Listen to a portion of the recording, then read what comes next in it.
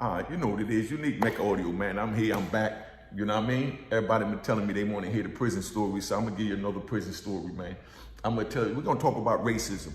We're going to talk about racism in the prison and geographical locations and things like that, meaning that you in whatever car you in based on the color of your skin, you know, your religion, you know, where you from, you know what I mean? Things like that. So I'm going to tell you one about the white guys.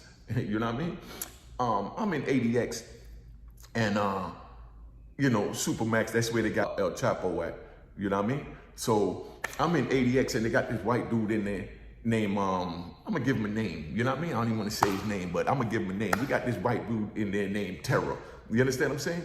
So it's a young white dude. He only about 20 years old, but he came to ADX because he stabbed some police in another joint or something. He winds up in there. Young white boy, you know what I mean? He was good people, you know what I mean? No disrespect to me saying white boy and all that, but, you know, it was a young white boy, right? And he up in the joint and he gets in there around, you know, Barry Mills, the one they call America's most toughest criminal.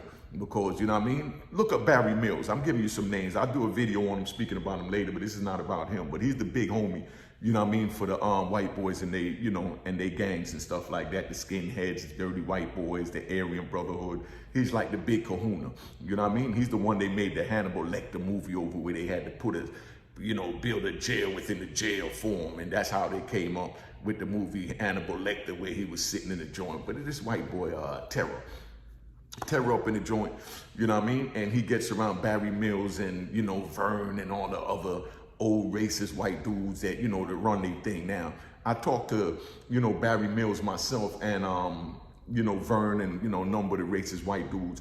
And, you know, nobody couldn't understand why I was talking to them, but I wanted to know what made them think the way they think. You understand what I'm saying? And basically the way they broke it down to me, like, you know, why they racist? But the way they broke it down to me is that it's not that they racist. They have white pride the same way we have black pride, Jamaican pride, African pride, Dominican pride, Puerto Rican pride, Cuban pride. They say they got white pride. And that's what Donald Trump tapped into with the mega movement. You know what I mean? Make America great again, make America white again. You know what I mean? So that's how they broke it down. But anyway, so we up in ADX, we chilling. You know, we got all types of people up there, man. You know what I mean? We got, like I said, my man Juan, Ramon, Matta up there. You know what I mean? We got everybody up there. So we do what we do. So we do our time. We leave. I go to Allenwood. That's where I ran into Guy Fisher and William Underwood and Big C and Scooter. You understand what I'm saying? And, you know, and all the other big dudes, you know what I mean? That was in the system. I leave ADX after a little 5 years. And, you know, this is in 99. So I'm back over there now in May 99. And then, you know, I go there. I start doing my thing. Yeah, not to brag. Let's get all that straight. I'm selling drugs again. You know what I mean? I'm doing what I do in the prison. You know what I mean? SIS couldn't catch me. That's what they call the Special Investigation Service in the prison. So that's the police force, the detective force within the prison, and the COs are just the officers. So SIS trying to catch me and all that, they couldn't catch me. I'm gonna tell you about a little dude named Feeney that was an animal. But, you know, he was the head SIS, the best that I met with the SIS, him and another dude named Sturgill. I'll get into them later in another video. But anyway, some over there, they couldn't catch me, so they send me out to Lompoc. You know what I mean? I get out to Lompoc, California. And when I get out to Lompoc, California, now this story's kind of wild, right? But it's a true story, man. Everybody was out there know. I'm just changing a couple of names when I get into the incident so that, you know what I mean? Not to incriminate anybody, don't want to be incriminated, don't want to be told about on YouTube. But anyway, so we get out there and you got this big black dude. You know what I mean? He huge, the nigga chest way out here. You know what I mean? I mean, goddamn, this nigga look like a tank. You know what I mean? So he's sitting there, but he was gay. You understand what I'm saying? So, but he didn't like black guys. He only liked white guys. You understand what I'm saying? His thing was taking advantage of a white guy because he'd been down at the time like 20 years when I only had 10 in. So he'd been down like 20 years, and his thing is that he done been down so long that he want to punish, you know, white boys for everything that the white man and the justice system did to him. So with this white boy come there, tall, skinny white boy, called himself Princess Leia. You know what I mean? So he come there. And the big black dude, we gonna call him Tank. Big Tank sitting there, chest sitting out, look like a little Tonka toy, right? Like, you know, I mean, this dude looked like the Hulk, you know? But older dude too, you know, ain't had no teeth in the front of his mouth and all that.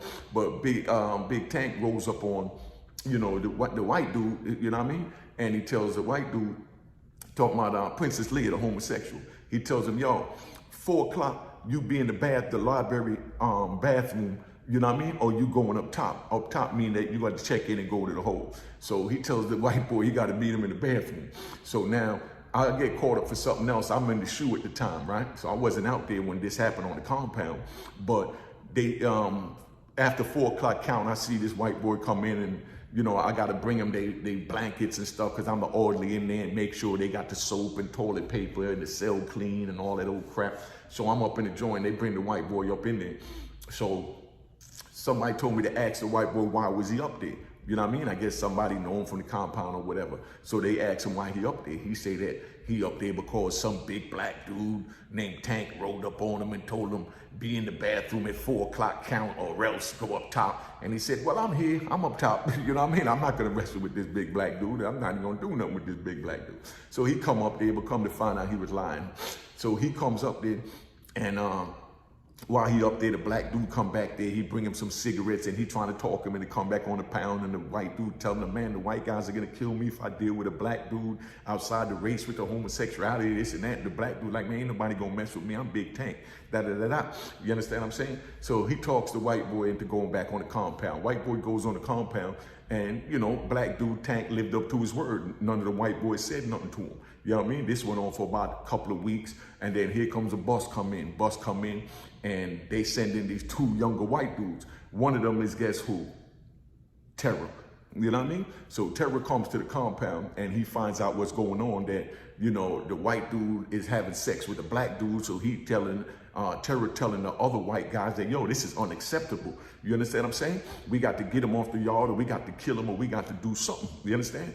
But the other white dudes didn't want to go to war with the black dude Terra, because the black dude Terra is from a big state that his car is big in the prison. So they definitely didn't want to go to toe with these big crazy black dudes, you know? They go to war with each other quick, but they wasn't trying to cross race and beef with the black dudes.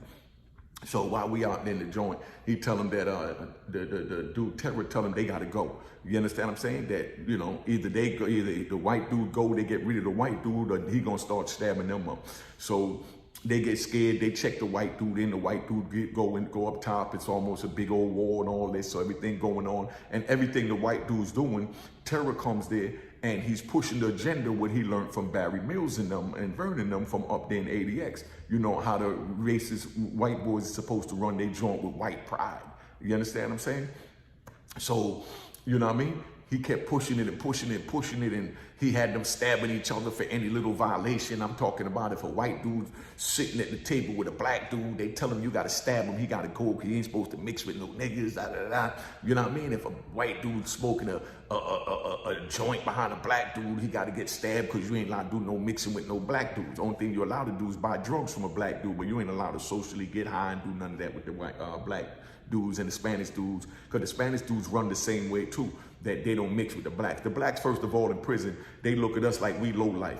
You know what I mean? The Spanish and whites, they get along. They even team up against the blacks, but nobody mess with the blacks in there. You know what I mean? But then now, you got dudes sitting there and he done ran them, you know, ran all them off the compound, and he got them stabbing each other and all this. So they get scared to death of them, so they trick them. You know what I mean? What they do is they find them and they tell them that they got some dope for them, they, you know, and some wine, and they having a party in the cell. They go in the cell, they get him good and drunk and high and all that, and he gets good and drunk. And then while he's sitting there, then here comes this dude, he pulls out the knife, and they winds up stabbing old Terra in the cell like 32 times and murder him in the cell. Young boy, he was about 26 at the time. You know what I mean? But he was pushing the agenda that they didn't want to push, and they were so scared of him that they had to get him high and drunk in order to kill him. You understand what I'm saying? But I say that to let y'all know that ain't nothing glamorous about prison. Youngins, don't try and go to prison because you got to sit there and mix with the, you know what I mean, with the politics of what's going on in the prison. It ain't nothing nice. You understand? I mean, nothing nice in the prison, man. So they killed old Terra because he was pushing the line and was preventing them from, you know, violating the codes that, you know, the big boys, you know, set in place for how they supposed to do their bid and stay away from the minority black race. You know what I mean? So now he dead. So that's one, you know, but I'm gonna give you another one just to pull it in. So now another time I'm in Atwater, make this a little longer. I'm in Atwater and I get off the bus with 33 people. 33 people get off the bus, everybody crying that they want to get off. You understand what I'm saying? And, you know, I'm gonna save that for another one, man.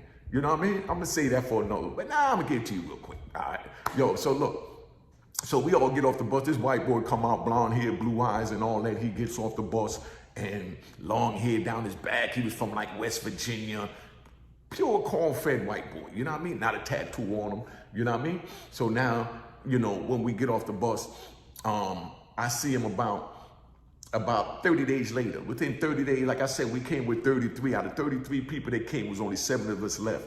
You know what I mean? The rest of them, the other 28, you know what I mean? Or whatever it was, they all got stabbed up and ran off the pound for either being hot, violating the code, mixing with a different race, mixing with a homosexual, stealing, just whatever you're doing. All of them got ran off the pound for something within 30 days. So the white boy's still there. He's the one I thought wasn't gonna make it.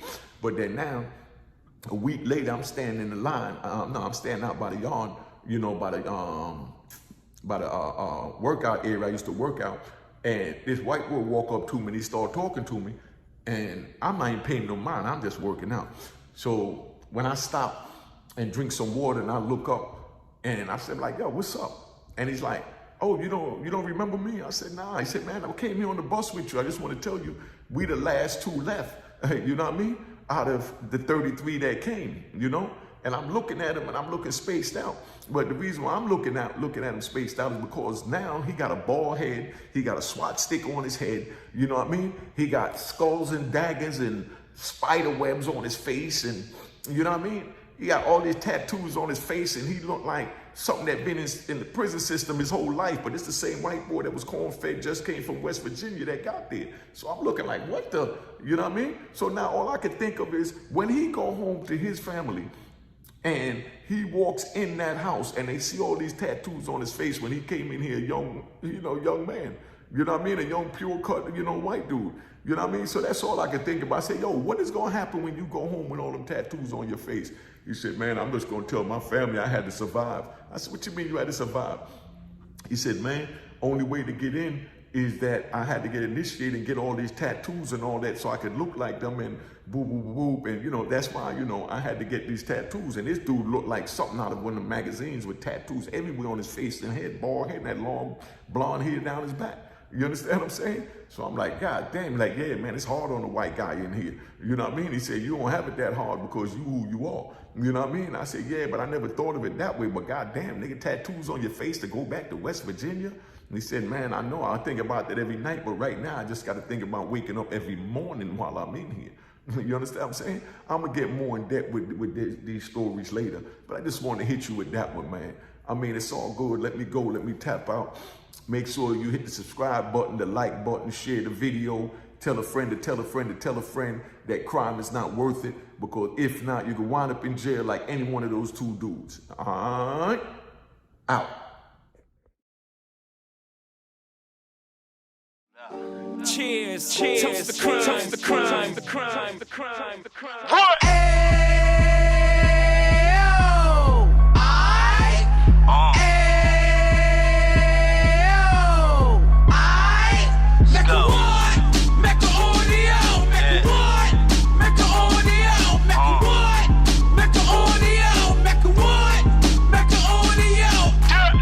Fresh out the can of 26, yeah. He back on the strip, getting back in the mix. Yeah. What he mentions a gift. You stand up 10 toes down, and I suggest you pay attention to this. Real. Take a little gully posse and put it in Harlem. He cut from the bottom, came up from the bottom. Drop the book, you should go and get it. The Instagram page and the YouTube, you could go and visit. Yeah. Then you could consider yourself LinkedIn. Real. Sit front row and get Jews from a kingpin. How he went through it, so you ain't gotta go do it. To not pay attention would be stupid. Talking about a man that probably put your grandfather on. Probably the reason that him and your grams got along. A man that generated millions on the block, did his time, never squilling to the cops, Meccaaudio.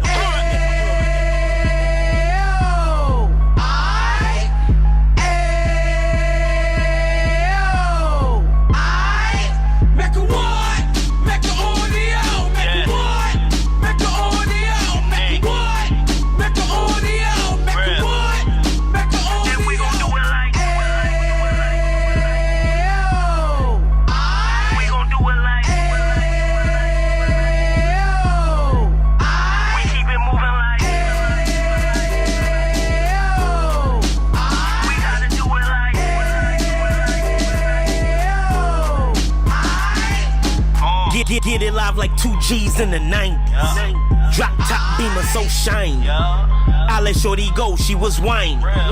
Treat her like my past, she behind me. Spend a couple bands on the Dapper Dan. You be back again, getting green like a Packers fan.